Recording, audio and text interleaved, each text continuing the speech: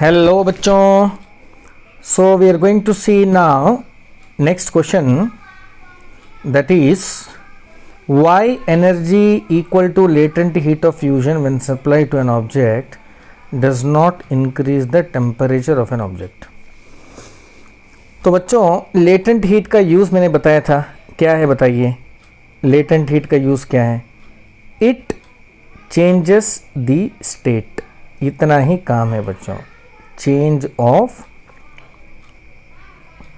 State, यानी अगर solid है तो बच्चों लेटेंट हीट उसको लिक्विड में चेंज कर देगी, और अगर लिक्विड है तो उसको गैस में चेंज कर देगा.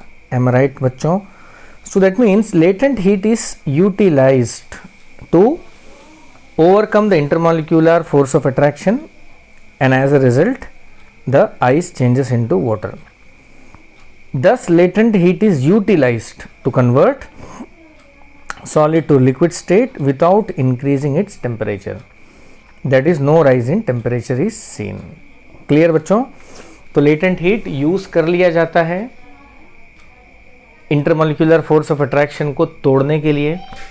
अब जो कोई चीज़ यूज़ हो गया है बच्चों, तो वो तो अब रहा नहीं, तो आपका जो टेम्परेचर है वो इंक्रीज़ होगा नहीं. बात समझ में आ गया बच्चों? जैसे मान लीजिए आपने 10 रुपये से कोई चीज़ खरीद लिया है, ओके, जैसे माँ जूस आपने खरीद लिया मान लीजिए, तो आप और एक माँ जूस ले सकते हैं उस 10 रुपये से? नहीं ले सकते हैं ना, क्योंकि वो 10 रुपये को आपने यूज़ कर लिया है. तो वैसे ही बच्चों जो लेटेंट हीट है वो यूज़ हो चुका है स्टेट को चेंज करने के लिए, यानी सॉलिड को लिक्विड में या तो लिक्विड को गैस में. तो फिर वो जो हीट है टेम्परेचर को राइज नहीं करेगा बच्चों. Correct? So what is the use of latent heat? The use of latent heat is to convert the state from solid to liquid और from liquid to gas, and hence it does not rises the temperature of an object. Okay, ठीक है. अब आगे बढ़ते हैं बच्चों. देखिए next question. और एक चीज़ बताइए, वो स्टेट कैसे चेंज करता है latent heat? How it changes the state? By overcoming, by cancelling, by reducing the intermolecular force of attraction. तो जैसे इंटरमोलिकुलर फोर्स ऑफ अट्रैक्शन कम हो जाएगा बच्चों, ओके, आपका जो स्टेट है वो चेंज हो जाएगा, सॉलिड से लिक्विड, लिक्विड से गैस. अब बच्चों नेक्स्ट क्वेश्चन देखते हैं. आपका नेक्स्ट क्वेश्चन आता है,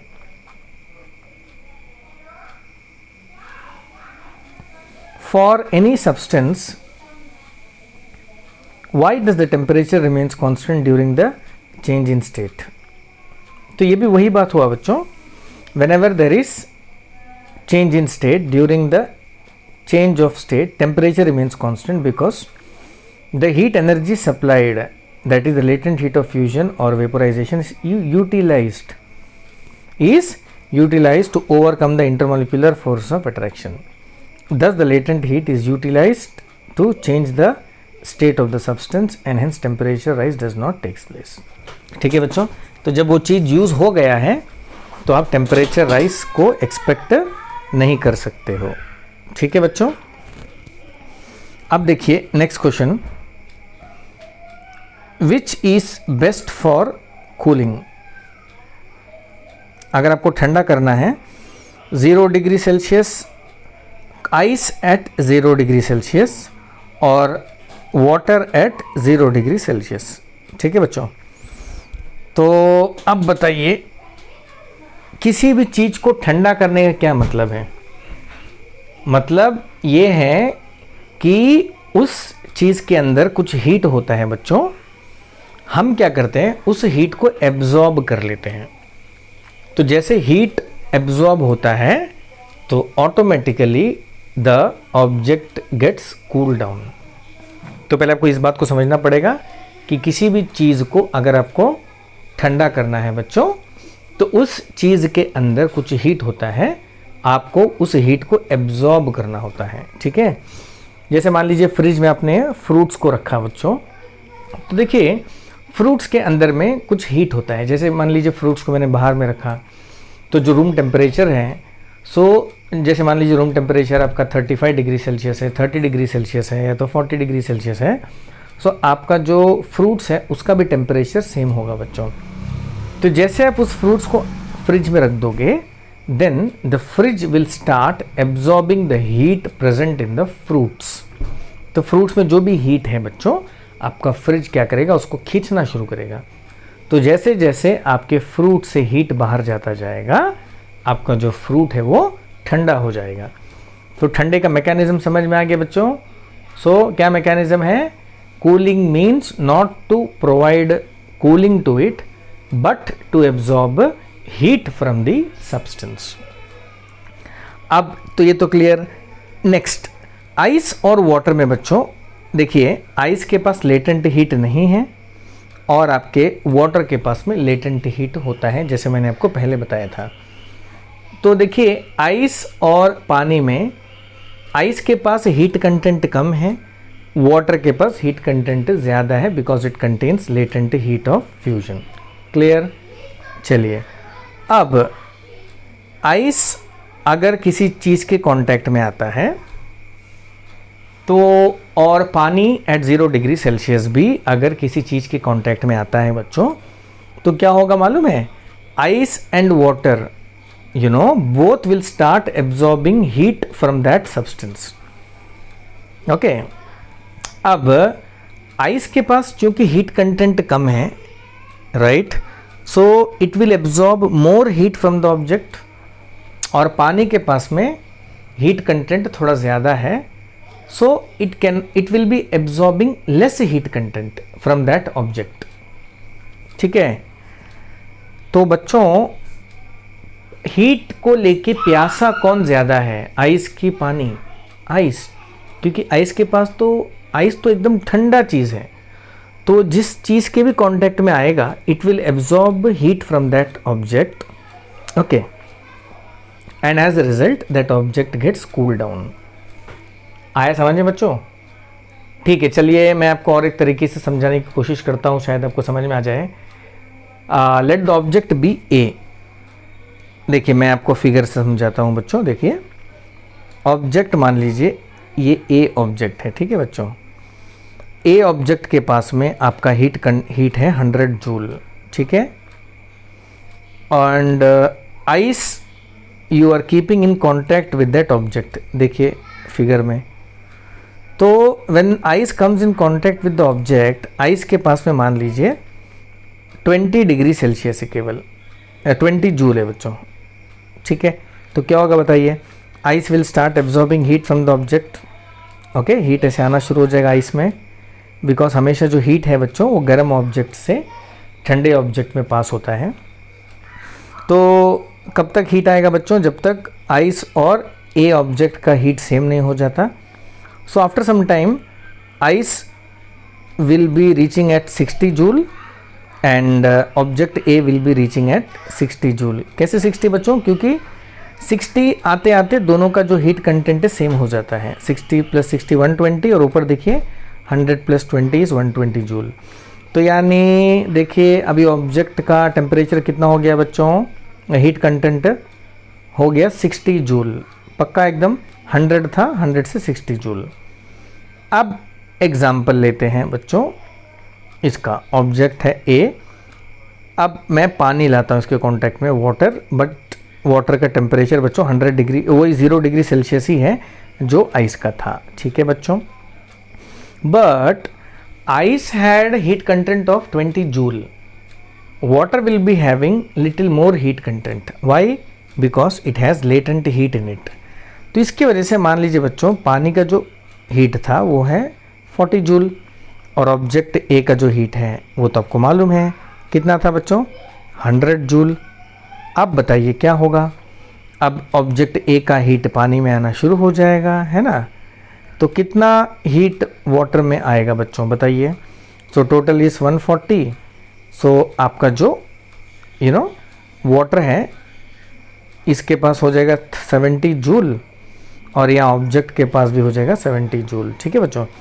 तो यानी 100 से 70 जूल पहुँचा object A when it comes in contact with water, thus losing 30 joule. So object A बच्चों कितना हीट लूज करता है 30 जूल। और फर्स्ट केस में बच्चों आइस के केस में ऑब्जेक्ट ए कितना हीट लूज करता है बच्चों 40 जूल। याद है 100 से 60 में आ गया था बच्चों, करेक्ट। उसके पास था 100 और उसके बाद उसके पास हो गया 60 and that it loses 40 joule. Okay, so that means the loss of heat by an object is more in the case of ice as compared to water. तो which is better for cooling बच्चों? Ice is better for cooling an object because the heat content in ice is less, whereas the heat content in water is more because it contains latent heat of fusion, and as a result ice absorb more heat from the object to which it comes in contact, and as a result it gives better cooling effect. तो ये हो गया बच्चों। चलिए अगर आपको answer एक बार पढ़ना है मैं आंसर पढ़ देता हूँ, लिखा देखिए अच्छा से। Ice is best for cooling as compared to water at 0 degree Celsius because the heat content of ice is less as compared to water. सही है ना? क्यों हीट का आइस का हीट कंटेंट कम है? क्योंकि उसके पास में लेटेंट हीट नहीं है और पानी के पास लेटेंट हीट है। This is because ice does not has, वो भी लिखा देखिए, latent heat of fusion, whereas water at 0 degree Celsius has latent heat of fusion. Due to this, heat content in ice, due to less heat content in ice, ice can absorb more heat from the substance to which it comes in contact and thus gives good cooling effect. और देखिए और भी है भाई, और क्या है? देखिए और लिखा है, in case of ice cubes heat content is less due to the absence of latent heat of fusion, so ice can absorb more heat energy from the substance to which it comes in contact and thus gives good cooling effect. अब पानी के बारे में लिखिए, whereas water at 0 degree Celsius has more heat content in the form of latent heat of fusion, so it does not effectively absorb the heat from the substance to which it comes in contact, thus gives less cooling effect. तो ऐसे करके बच्चों ice को use करके आप चीज़ को अच्छा से ठंडा कर सकते हो, वाटर एट 0 डिग्री सेल्सियस को यूज़ करके उतने अच्छे से ठंडा नहीं कर सकते। ठीक है बच्चों, चलिए अब आगे बढ़ते हैं। Next is how ice impart cooling, how ice impart cooling. ठीक है बच्चों, आइस किसी भी चीज़ को ठंडा कैसे करता है ये पहले पढ़ना था आपको actually. So when ice comes in contact with the body it absorb heat energy equal to latent heat of fusion. Heat energy लेता है बच्चों और आइस जो है पिघल जाता है and convert it into water. So due to the loss of heat energy equal to latent heat of fusion body experiences cooling. कुछ आया समझ में? चलिए मैं आपको फिगर बना के दिखाता हूँ। जैसे मान लीजिए ये आपका एक ऑब्जेक्ट है, पक्का ये ऑब्जेक्ट के पास में है 100 जूल, ठीक है। अब मैंने आइस क्यूब इसके कांटेक्ट में लाया, क्या लाया? आइस क्यूब, ठीक है बच्चों। आइस क्यूब ने इस ऑब्जेक्ट से हीट एब्जॉर्ब किया बिकॉज यू नो आइस तो ठंडा होता है। ओके, कितना हीट एब्जॉर्ब करेगा बच्चों? It absorb heat energy equal to latent heat. Okay, और लेटेंट हीट लेते साथ ही आइस क्या होगा? वाटर बन जाएगा। मैंने बताया था लेटेंट हीट का फंक्शन है बच्चों स्टेट को चेंज करना, करेक्ट। तो देखिए आपका जो वाटर बन गया। Now this object has lost some heat. तो ये ऑब्जेक्ट जो बच्चों it has lost some heat that is equal to latent heat. मान लीजिए लेटेंट हीट 20 जूल है, तो अब ये 100 जूल से 20 जूल बाहर चला गया, ठीक है। तो बचा कितना? 80 जूल इस ऑब्जेक्ट में, ठीक है। So you see this object has lost the heat. So my dear students, due to the loss of heat this object experiences cooling effect. तो जब भी ऑब्जेक्ट से याद रखिए हीट बाहर निकलेगी तो वो ऑब्जेक्ट ठंडा हो जाएगा, ठीक है बच्चों। और जब भी ऑब्जेक्ट के अंदर हीट जाएगा वो ऑब्जेक्ट गर्म हो जाएगा। ठीक है बच्चों, तो गर्म ठंडा एकदम क्लियर हो गया। तो बच्चों बात समझ में आ गया ना। तो आप कोई भी ऑब्जेक्ट में जब हीट देते हो, जैसे ये ऑब्जेक्ट है, देखिए फिर से भाई, ये ऑब्जेक्ट है, मैंने हीट दिया, क्या दिया, हीट दिया, तो ये ऑब्जेक्ट हो जाएगा गरम।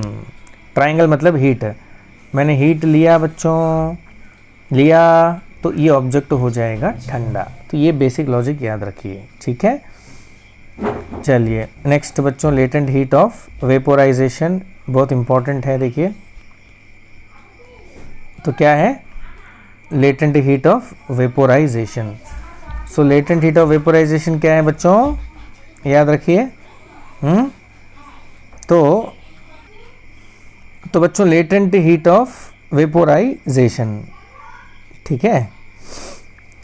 तो भाई ये भी सिंपल है, it is the amount of heat energy required to change 1 kg of liquid और gas into gas, 1 kg of liquid into gas at its boiling point without any change in temperature is called latent heat of fusion।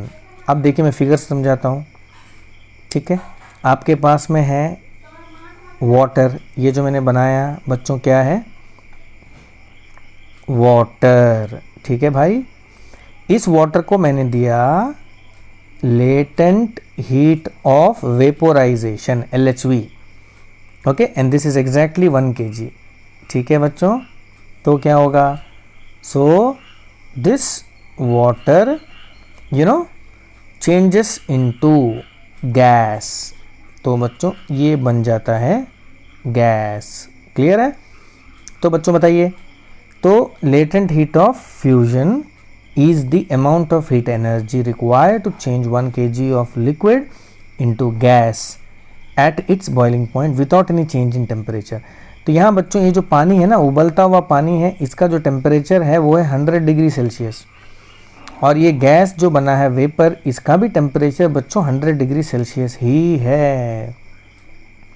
बस फ़र्क ये है कि 100 degree Celsius में आने के बाद if you are providing latent heat of vaporization then it changes into gaseous states। लेकिन बच्चों मान लीजिए ये 100 डिग्री सेल्सियस नहीं है, ये 80 डिग्री सेल्सियस है, 60 डिग्री सेल्सियस है, तब क्या होगा, तब आप लेटेंट हीट अगर उसको दोगे तो उसका टेम्परेचर बढ़ेगा, चेंज इन स्टेट नहीं होगा बच्चों। तो चेंज इन स्टेट होने के लिए it has to reach 100 degree Celsius, because 100 degree Celsius बच्चों उसका बॉइलिंग पॉइंट है। तो ये जो latent heat of vaporisation exist करता है बच्चों, ये बॉइलिंग पॉइंट में ही करता है। ठीक है, जैसे पानी का टेम्परेचर है 1 2 3 4 3 6 7 8 10 15 12 डिग्री सेल्सियस, तो अब जो भी हीट दोगे बच्चों टेम्परेचर बढ़ता चला जाएगा। कब तक, जब तक वो अपना बॉइलिंग पॉइंट यानी 100 डिग्री सेल्सियस नहीं पहुंच जाता। 100 डिग्री सेल्सियस पहुंच गया मतलब पानी उबल रहा है, और उबलने के वक्त अगर आप उसको और हीट दोगे तो पूरा पानी वेपर में चेंज हो जाएगा बच्चों। पानी का जो टेम्परेचर था 100 डिग्री सेल्सियस था, और वेपर का जो टेम्परेचर रहेगा वो भी 100 डिग्री सेल्सियस ही रहेगा। तो आपने जो लेटेंट हीट दिया उसका क्या यूज़ हुआ बच्चों, तो लेटेंट हीट ने उस स्टेट को चेंज कर दिया, सॉलिड को चेंज करके लिक्विड बना दिया, सॉरी लिक्विड को चेंज करके गैस बना दिया। आया समझ में बच्चों। तो ये हमेशा याद रखिएगा, लेटेंट का फंडा केवल वो स्टेट को चेंज करती है और टेम्परेचर को चेंज नहीं करती है। और लेटेंट लगाना है बच्चों at the boiling point and at the melting point. ठीक है, अब बाकी टाइम में लेटेंट हीट दोगे तो वो लेटेंट नहीं कहलाएगा, because in that case that heat will increase the temperature of the substance. ठीक है, तो और भी बहुत कहानी बच्चों, देखिए आपको समझ में नहीं आया तो डीमोरलाइज मत होइए, जितना समझ में आता उतना समझ जाइए। नेक्स्ट इज बच्चों एक्सप्लेनेशन ऑफ बॉइलिंग, जो वेरी वेरी इंपॉर्टेंट है। एक्सप्लेनेशन ऑफ बॉइलिंग, अब ध्यान से देखिए। When boiling takes place liquid changes into gaseous states, you know that. Boiling के वक्त आपका जो लिक्विड है वो गैस में चेंज हो जाता है। When heat energy is supplied water particle starts moving even faster. You know that water में particles already they are in the state of motion, right? But when you provide more heat, their motion will be more faster because their kinetic energy increases on supplying more heat. You know that. ठीक है बच्चों? That is their kinetic energy increases at a certain temperature, that is boiling point. तो एक temperature में बच्चों at a particular temperature which is called boiling point, आपका जो kinetic energy of the particle जो है इंटरमोलिकुलर फोर्स ऑफ अट्रैक्शन को पूरी तरह से कैंसिल कर देगा बच्चों. तो ऐसे सोचिए कि there will not be any intermolecular force of attraction. So what happens when there is no intermolecular force of attraction? The particles becomes free to move anywhere, and that time it takes the shape of gas. आए बच्चों समझ में एक एक step. तो बताइए क्या हुआ पहले. ऑलरेडी पानी में जो वाटर मॉलिक्यूल्स हैं they are in the state of motion. You know that they have a kinetic energy, but when you supply more heat, what happens? Their kinetic energy becomes more faster. Clear? At the boiling point, that is at 100 degrees Celsius, the kinetic energy will totally overcome, will totally cancel the intermolecular force of attraction. यानी उस वक्त बच्चों जो intermolecular force of attraction है वो पूरी तरह से कैंसिल हो जाएगा, मतलब है ही नहीं. तो जब इंटरमोलिकुलर फोर्स ऑफ अट्रैक्शन नहीं है बच्चों तो पार्टिकल्स क्या होगा? They totally becomes free to move anywhere in any direction with any speed. So उस वक्त आपका जो पूरा लिक्विड है वो गैस में चेंज हो जाएगा. बिकॉज आपको मालूम है गैस क्या है? Gas is a state of matter where the intermolecular force of attraction is almost negligible. यानी पार्टिकल्स के बीच में जो अट्रैक्शन है वो है ही नहीं, जिसकी वजह से पार्टिकल्स एक दूसरे से दूर यहाँ वहाँ चिड़ियों की तरह उड़ रहे हैं. और यही तो होता है, मैंने बताया. जैसे आपका काइनेटिक एनर्जी बढ़ जाता है पार्टिकल के बीच का जो इंटरमोलिकुलर फोर्स ऑफ अट्रैक्शन है वो घट जाता है, ऑलमोस्ट ज़ीरो हो जाता है और लिक्विड गैस बन जाता है. ठीक है बच्चों. नेक्स्ट अब एक इम्पॉर्टेंट चीज़ देखिए, ध्यान से देखिए. बॉइलिंग वाटर, पक्का फिगर को स्क्रीन को थोड़ा ध्यान से देखिए. बॉइलिंग पॉइंट कितना टेम्परेचर पानी का? 100 डिग्री सेल्सियस. पक्की बात. मैंने इसको दिया लेटेंट हीट ऑफ वेपोराइजेशन. तो मैंने बताया था कि बॉइलिंग पॉइंट के वक्त अगर आप लेटेंट हीट दोगे तो आपका जो लिक्विड है वो बन जाएगा गैस. क्या बन जाएगा? गैस. ये क्या है? सॉलिड. सॉलिड क्या बन, oh my goodness, sorry, this is liquid. तो ये है लिक्विड बच्चों. ठीक है, लिक्विड है. तो ये लिक्विड बन जाता है गैस. गैस का भी टेम्परेचर कितना है बच्चों? 100 डिग्री सेल्सियस. यानी दोनों का टेम्परेचर देखिए, 100 डिग्री सेल्सियस, 100 डिग्री सेल्सियस. फ़र्क क्या है बच्चों? लिक्विड में लेटेंट हीट ऑफ वेपोराइजेशन नहीं है और आपका जो गैस है उसमें लेटेंट हीट ऑफ वेपोराइजेशन है. पक्का. तो ये दोनों में बच्चों हीट कंटेंट किस में ज़्यादा हुआ? गैस में ज़्यादा हुआ, because it contains extra latent heat of vaporisation. अब बच्चों ये दोनों में हीट कंटेंट गैस के पास ज़्यादा है. इसका मतलब ये हुआ कि when both liquid at 100 degree Celsius and gas at 100 degree Celsius comes in contact with any object A, then gas can deliver more heat to the object because gas has more heat in it. है ना बच्चों? Gas उस object को ज़्यादा heat दे सकता है. क्यों? क्योंकि गैस के पास में तो ज़्यादा हीट है in the form of latent heat of vaporisation. और अगर आप ज़्यादा हीट दोगे किसी चीज़ को, इसका मतलब आप उसको ज़्यादा गर्म कर सकते हो. और boiling water at 100 degree Celsius के पास भी हीट कंटेंट है, लेकिन थोड़ा सा कम है क्योंकि उसके पास में लेटेंट हीट ऑफ वेपोराइजेशन नहीं है. तो उबलता हुआ पानी जब किसी की कांटेक्ट में आता है तो वो उसको गर्मी तो देता है लेकिन उतना नहीं दे पाता है जितना कि एक स्टीम दे सकता है एट 100 डिग्री सेल्सियस। ठीक है बच्चों, तो यानी बॉइलिंग वाटर भी किसी चीज़ को गर्म करती है और गैस भी किसी चीज़ की कांटेक्ट में आने से उसको गर्म करती है, लेकिन गैस के पास में हीट कंटेंट ज़्यादा है तो वो ज़्यादा गर्म दे सकता है, और पानी के पास में boiling water at 100 degree Celsius also gives the heat, but it gives comparatively lesser heat because it has lesser heat content in it due to the absence of latent heat of vaporization। तो कहानी समझ में आई बच्चों, बहुत बड़ी कहानी है, बहुत इंपॉर्टेंट कहानी है। अब इसको देखते हैं। देखिए, in case of steam, heat content is more due to the presence of latent heat of vaporization. Due to this, steam can deliver more heat to the body to which it comes in contact, producing severe burn. In case of boiling water, heat content is less due to the absence of latent heat of vaporization. Due to this, boiling water can deliver comparatively lesser heat to the body to which it comes in contact, thus it produces less burn। यानी अगर किसी को जलाना हो बच्चों तो steam use करिए, क्योंकि स्टीम के पास में ज़्यादा हीट है in the form of latent heat of vaporisation. अगर किसी चीज़ को ठंडा करना है तो आइस एट 0 डिग्री यूज़ करिए, वाटर एट 0 डिग्री यूज़ मत करिए, बिकॉज आइस एट 0 डिग्री के पास में हीट कंटेंट कम होता है क्योंकि उसके पास में लेटेंट हीट ऑफ फ्यूजन नहीं है, तो वो किसी भी ऑब्जेक्ट से ज़्यादा हीट को खींच सकता है, और ऑब्जेक्ट से हीट खींचने से बच्चों तो वो ऑब्जेक्ट अपने आप से ठंडा हो जाता है, तो ज़्यादा ठंडा हो जाता है। ठीक है बच्चों, तो हमने बहुत खतरनाक टॉपिक को पढ़ा है बच्चों, तो ये पूरा समझने वाला टॉपिक है। सो आई होप आप इसको समझ के नोट्स बना के मुझे तुरंत व्हाट्सएप कर दीजिए। ठीक है। नेक्स्ट है बच्चों सिंपल सब्लिमेशन। चल देख लेते हैं, 2 मिनट लगता है बच्चों। सब्लिमेशन क्या है? देखिए,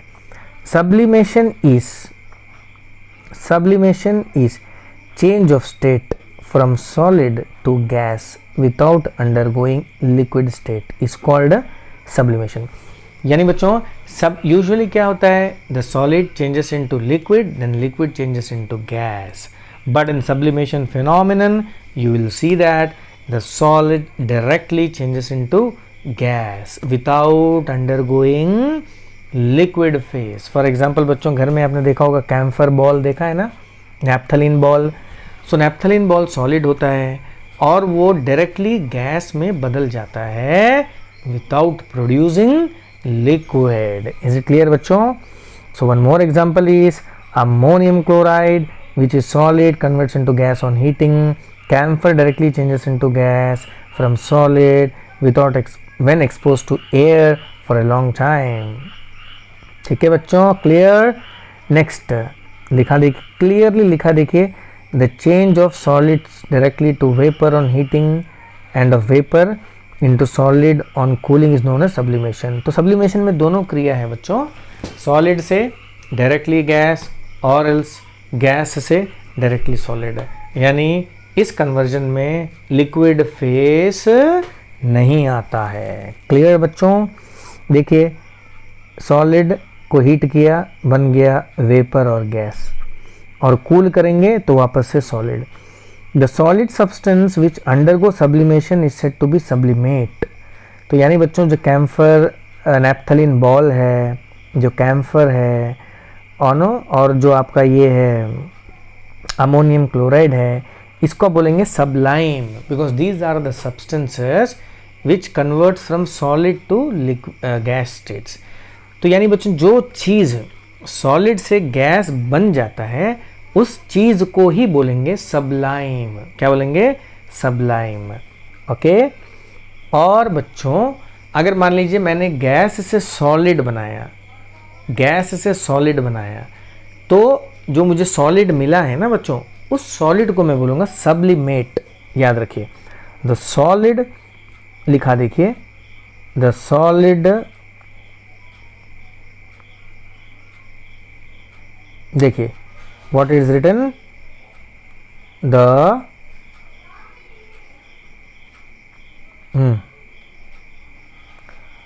the solid obtained by cooling vapor of the solid is called sublimate. Okay तो यानी फिगर थोड़ा नोट करिए बच्चों, मैं दिखाता हूँ आपको. ये है सॉलिड, सॉलिड से मैंने बनाया gas. Okay so the solid substance which undergo sublimation is said to be sublime. तो इस सॉलिड को क्या बोलेंगे? सबलाइम.